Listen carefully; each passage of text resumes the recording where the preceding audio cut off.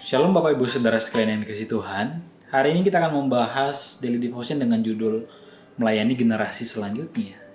Kita akan belajar dari kisah Samuel dalam 1 Samuel 3 ayat 1, demikian firman Tuhan. Samuel yang muda itu menjadi pelayan Tuhan di bawah pengawasan Eli. Pada masa itu firman Tuhan jarang.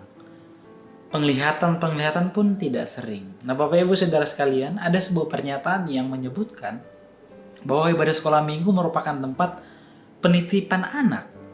Pernyataan ini sebenarnya sangat menyakitkan bagi para guru-guru yang melayani dan rasanya dilontarkan oleh orang-orang yang mungkin tidak memahami arti dari pelayanan generasi.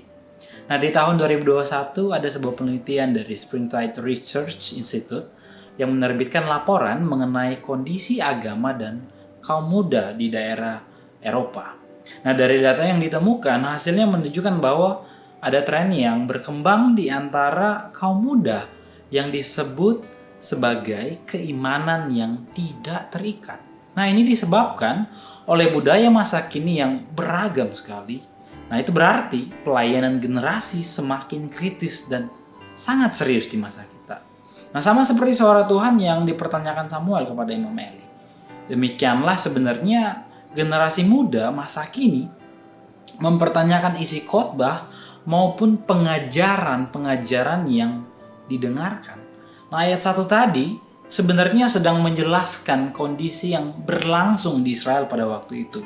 Mulai dari penutup kitab Hakim-Hakim 21 ayat 25b yang mencatat, setiap orang membuat apa yang benar menurut pandangannya sendiri.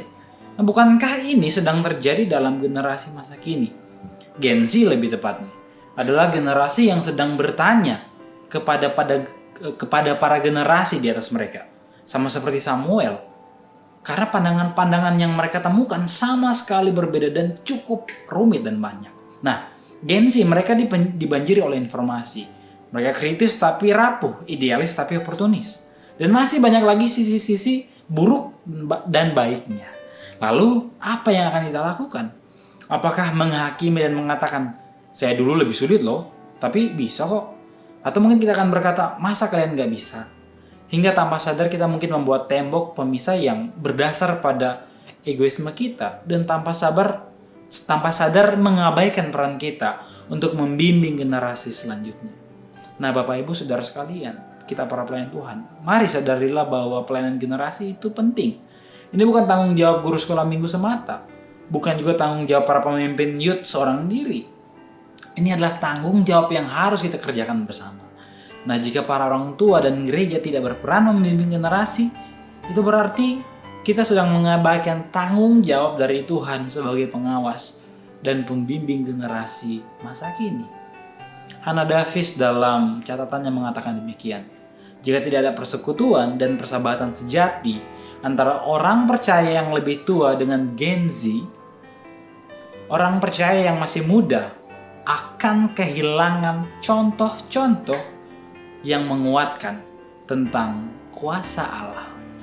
Nah Bapak Ibu Saudara sekalian, ingat ini bahwa anak muda bukanlah alat untuk membantu menyelesaikan tanggung jawab kita. Mereka tidak hanya sekedar itu. Tetapi anak-anak muda adalah pemimpin yang perlu dibimbing. Mereka adalah pemimpin masa kini. Dan karena itu mari ingat peran kita sebagai orang tua, sebagai mentor, sebagai pembimbing rohani yang lebih senior untuk menolong mereka semakin mengenal Kristus. Amin. Kebenaran firman Tuhan. Mari kita berdoa.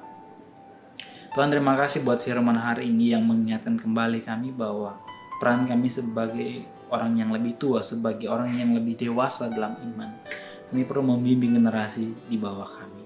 Tolong kami memahami ini dan tolong berikan kami hikmat dalam membimbing orang-orang yang Kau percayakan kepada kami. Dalam nama Yesus kami berdoa. Amin. Tuhan Yesus Kristus menyertai perjalanan iman kita semua.